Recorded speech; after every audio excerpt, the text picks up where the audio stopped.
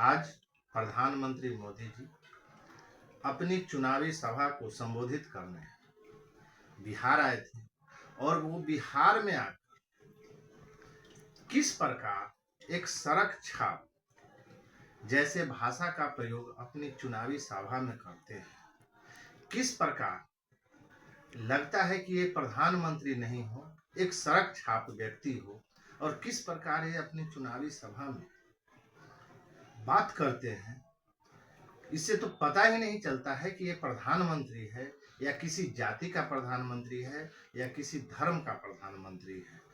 तो आज ये जो प्रधानमंत्री किस प्रकार की भाषा का प्रयोग किए हैं, तो सबसे पहले आप उनकी ये भाषा JD, Congress, SC, ST, OBC का कोटा खत्म करके अपने वोट बैंक को जो वोट जिहाद करते हैं, ऐसे लोगों को धर्म के आधार पर आरक्षण देना चाहती है।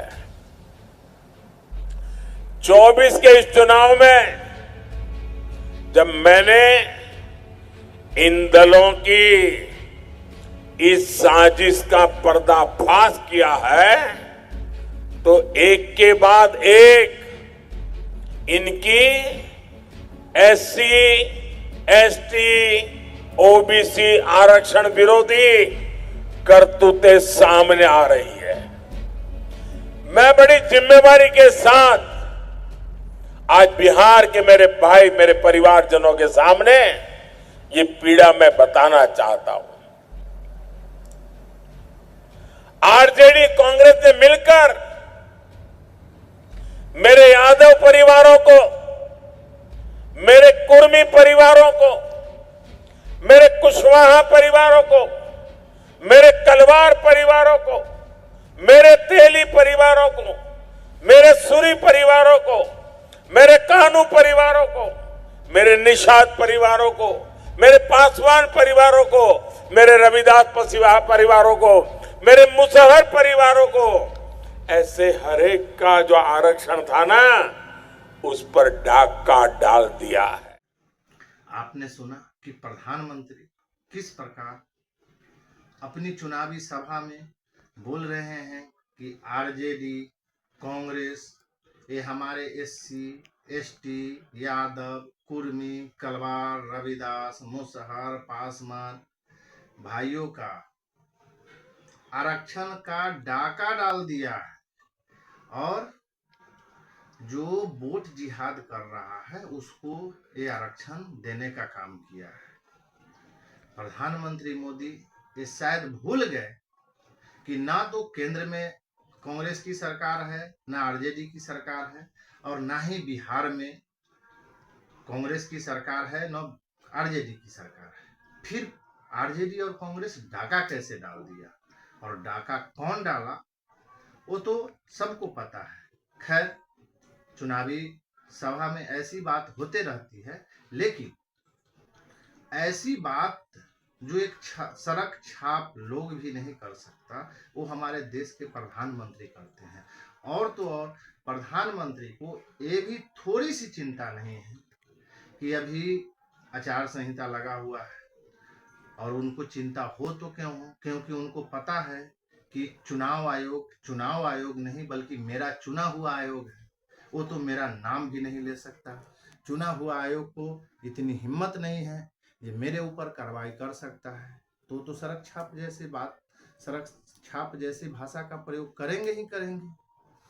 और ये जो भाषा का प्रयोग, अब पता नहीं ये उनकी हार की बौखलाहट है या उनकी खुद की ऐसी भाषा है। इससे पहले भी आप कई बार सुने हैं कि अगर इंडिया गठबंधन की सरकार बनती है तो मंगलसूत्र छीन लेंगे, साइकिल छीन लेंगे, टोटी छीन लेगा, लाइट काट देगा। अरे ऐसी कोई भाषा का प्रयोग किया जाता है क्या? लेकिन खैर, यह प्रधानमंत्री है। और दूसरा उनकी और एक भाषा है जो कि आज ही की चुनावी सभा का ये भाषा है, वो देखिए। के लिए संविधान सर्वोपरि है। मोदी के लिए बाबा साहब आम्बेडकर की भावना सर्वोपरि है। इंडिया अलायंस को अपने वोट बैंक की गुलामी करनी है तो करें, उनको वहां जाके मुजरा करना है तो भी करें। मैं एससी, एसटी, ओबीसी आरक्षण के साथ डट करके खड़ा हूं, खड़ा रहूंगा, जब तक जान है लड़ता रहूंगा। इस भाषा में कैसे प्रधानमंत्री कह रहे हैं कि मैं संविधान को मानने वाला लोग हूं, मेरे लिए संविधान सर्वोपरि है और मैं मरते दम तक संविधान की रक्षा करूंगा, संविधान की बातें करूंगा और मरते दम तक मैं आरक्षण के लिए लड़ता रहूंगा, मैं आरक्षण को इधर से उधर नहीं होने दूंगा। मोदी जी, या तो आप जनता को मूर्ख समझते हैं या फिर आप क्या क्या बोल जाते हैं वो आपको भी पता नहीं है, और नहीं तो आप एक प्रधानमंत्री का स्तर इतना नीचा होना चाहिए, ऐसा नहीं होना चाहिए। क्योंकि जिस संविधान को सर्वोपरि होने की आप बात कर रहे हैं, उसी संविधान में ये लिखा हुआ है कि भारत में हिंदू, मुस्लिम, सिख, ईसाई सब आपस में है भाई भाई, और आप अपनी सत्ता के लिए हिंदू मुसलमान कर रहे हैं।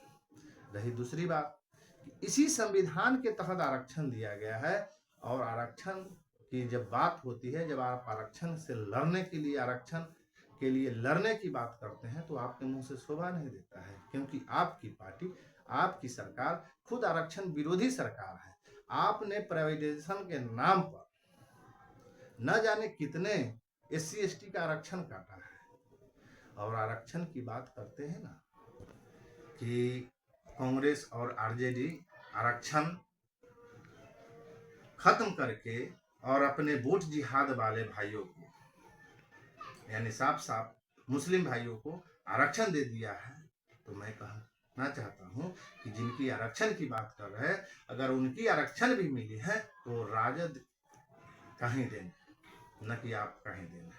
और संविधान की बात तो कीजिए नहीं, क्योंकि उसी संविधान में आचार संहिता भी है, उसी संविधान के अंतर्गत चुनाव आयोग है, और उसी चुनाव आयोग का एक गाइडलाइन है कि चुनाव में हिंदू, मुस्लिम, जाति, धर्म की बात नहीं करना है। तो आप संविधान को मानने वाले लोग हैं, कितना आपके लिए संविधान सर्वोपरि है वो सब जानता है। लेकिन मोदी जी, सत्ता किसी का बकौती नहीं है, और सत्ता के लिए इतनी बौखलाहट सही नहीं है, और अपने घमंड में इतना भी चूर नहीं होना चाहिए कि चुनाव आयोग आप ठेंगा दिखा रहे हैं, क्योंकि आप सोच रहे हैं कि चुनाव आयोग कर भी क्या सकता है मेरा, क्योंकि मैं प्रधानमंत्री हूं, मैं बड़े बड़े लोगों को जेल भेजा हूं, मैं मुख्यमंत्री को जेल भेजा हूं, तो चुनाव आयोग कर क्या सकता है। तो इतना घमंड ठीक नहीं है, और घमंड तो ठीक हो या ना हो, लेकिन एक प्रधानमंत्री के लिए सड़क छाप जैसी बात, आप मुजरे करने वाली बात बोल रहे हैं कि आज कांग्रेस और आरजेडी अपने वोट जिहाद करने वाला के पास जाकर मुजरा कर रही है। मुजरा कौन कर रहा है, कौन सड़क छाप जैसी बात कर रहा है, ये तो सबको पता है। और कम से कम आप, मैं एक व्यक्तिगत, कोई व्यक्ति अपना व्यक्तिगत नीचे गिरिए, लेकिन किसी पद की गरिमा को, प्रधानमंत्री पद की गरिमा को सड़क छाप नहीं बनाइए। मोदी जी, मेरा आपसे यही निवेदन है, हार जीत लगे रहती है, लेकिन प्रधानमंत्री पद की गरिमा को नहीं गिराइए। और ये जो भाषा है, मुजरे जैसी बात, सड़क छाप जैसी भाषा, ये सब भाषा का प्रयोग नहीं कीजिए। धन्यवाद। जय हिंद, जय भारत।